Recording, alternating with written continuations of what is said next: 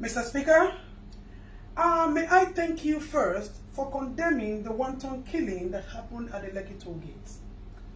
I am also an honorable member of the Federal Republic of Nigeria, and I stand to speak against what my colleague, Mr. Desmond lliott, has spoken about.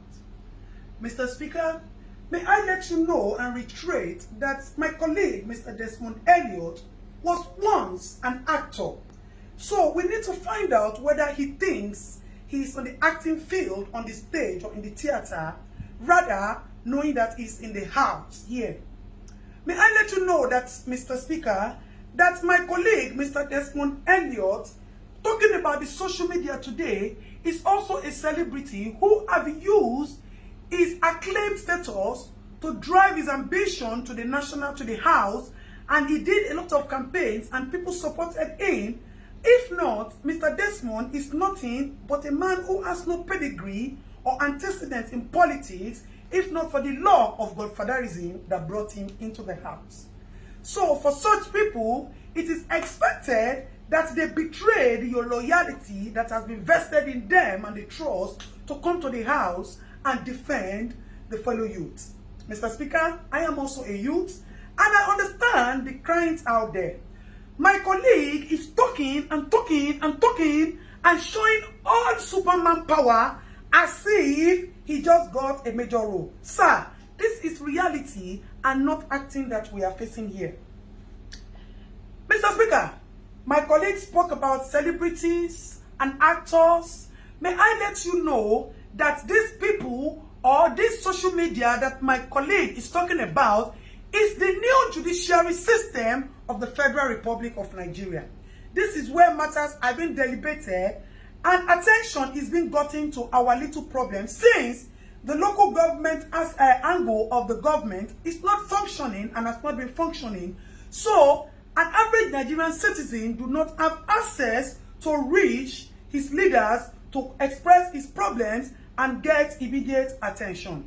Mr. Speaker, like my colleague said, in the next 5 years, if we continue to look at Nigeria, there will be no Nigeria today, because you politicians would have looted all the funds in the system, and the children will have nothing. And we will not wait until the next 5 years for us to speak out. That is why we are running the era of Sorosoke. We are no longer keeping quiet for you unscrupulous, men without integrity, unidentified, physically identified looters. May I put my words clearly, Mr. Speaker? Because our politicians have turned to broad daylight looters. They have turned to broad daylight robbers. They have turned to broad daylight liars who have no integrity, like my fellow colleague, Mr. Desmond lliott. And I am suggesting that we look for the nearest psychiatric hospital to check my colleague in for immediate attention, as we do not intend to lose him to some of the people who have died in the Lekki toll massacre. Let me thank you for your intervention. Mr. Speaker, may I also plead with you that the issue of the Oba of Lagos is so alarming and shameful to us as youth. Àwọn Yorùbá ní pé tí ọwọ́ ẹni ò bá ti tẹkù idà sà, a kì í bèrè ikú tó pa bàbá ẹni. The act of Oba of Lagos has shown that there needs to be proper investigation to his character and person and how he relates with people in his area. The office of the Oba is supposed to consult with the oracles and our ancestors when there are troubles in the land, so we can provide solution. Rather, the office of the Oba has turned into a storage of dollars and palliatives, and that needs to be questioned and properly investigated, sir. May I also plead with you, Mr. Speaker, that you should look into the bills that have been presented to you and be sure that you are defending and supporting the interests of the youth. Our politicians have turned into nothing but animals who worship nothing but money. May I also bring to your notice, Mr. Speaker, that there is a fellow member of the government as well who kept some palliatives in his house and decided to share it on his birthday. My people will say, Olori Buruku Nyewasa, with all due permission and respect, Ashiere Ole,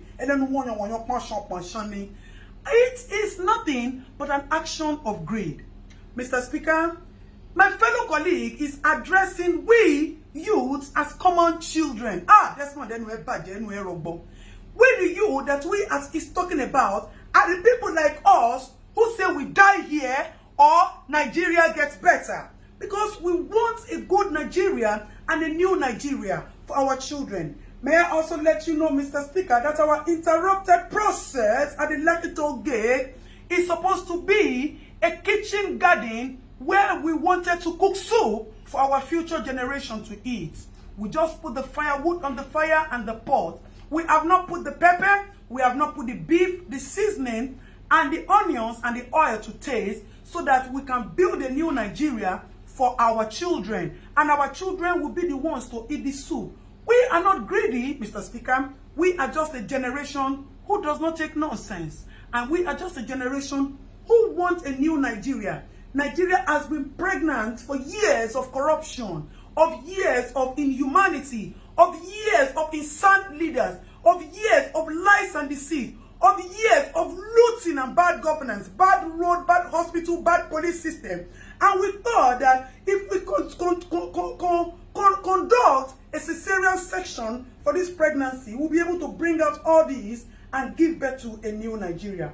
Mr. Speaker, before I go, I would request a 1-minute interaction with my colleague so that he will know that we are all here to protect the interests of the citizens of the Federal Republic of Nigeria. Desmond, you already know correct. If nobody say that they do you for dream, they talk about social media for you. You think say we no go here. You think say some people where they know you are not going to content or say you go the jambula mouth for house. Be careful, make you not begin to see people like us for your dream. Make you dey very, very careful. Meanwhile, me and you will go see jam for Suleri. Make I face, make I tell you, not the way if you do me. But Dabi Amila, Oga, na my baboko. So you know go there, anything will happen to me. You see, say confidence me pogo. Mr. Speaker, thank you very much, sir, for your little 1-minute time. Mr. Speaker, before I go, I would want to plead with you not to sign, to use your good office, not to sign any bill that is against the interest and the benefit of the public. May I also let you know that we seek justice for the people who have been killed. Mr. Speaker, I know that your office still has some powers to do some things because as it is, our governor too looks like he's not okay. He is mentally disabled because today he will say A, tomorrow he will say B. And as my fellow colleague who is not here today said, Papa, he said they have removed the engine, they put B2 tomorrow, and they put DAF next tomorrow. So the engine of our federal governor is not properly okay and also needs to be checked so that we can know the truth of who ordered the massacre killing, why he ordered the massacre killing in Lekki, as there was no iota of crime recorded in the case of Lekki. Mr. Speaker, with all due loyalty and respect, I would appreciate if quick intervention is quickly given to our governor, Governor Sanwo-Olu, as that man is not okay. And we can advise him that he should step down since he has admitted that he committed the mistake and the blunder. Mr. Speaker, thank you very much for giving me the audience. We appreciate your office and we pray that you distinguish yourself from all of that, even though you also have your own past antecedents, which you have been forgiven because of the love of the little that you have been doing in the recent times to us. You have come to realize that government is for benefiting the people, and if you retire yourself, na Suleri they come. So if you don't do well, you wait till your eyes see for Suleri afterward. Last you. Mr. Speaker, may I please appeal with you to help me tell my fellow colleague, Mr. Desmond earlier, that all those wash hand basins he put in Lekki and he's using it for us to wash our hands due to COVID, he should come and pack it. If that is what he has done, that is making him to be jambula, talking jambula mouth, rough handing his mouth, he should come and take it because as it is, we are suspecting that there is no COVID. The government only used COVID to cash out on us. That is why they have not shared. Mr. Speaker, may I also plead with you that you should use your honorable office to help us bring to justice. I need to ask this question, Mr. Speaker. I put it forward to you, sir. Who is supposed to be prosecuted? The people who kept the palliative without sharing it to the rightful owners, or the people who looted the palliative warehouses and took food that are supposed to be your fundamental human rights, sir. You see, when we say that there's injustice in the land, that is why we will not stop at using the social media to push for all the attention, all the justice that we need to get. Mr. Speaker, thank you for the time out. May I further reiterate that Mr. Desmond Elliott, according to Davido, one of the youth, has said that all the memories, the fake memories of acting that you brought to us, we have forgotten about it and you have been jeopardized with this single act of yours. So if you would tell Mr. Desmond Elliott to please check himself into the nearest psychiatric hospital, it will be very good, sir. I remain your Honorable Adetong, who stands for nothing but justice for the common man, as I am a common man and a citizen of the Federal Republic of Nigeria. So help me God, sir.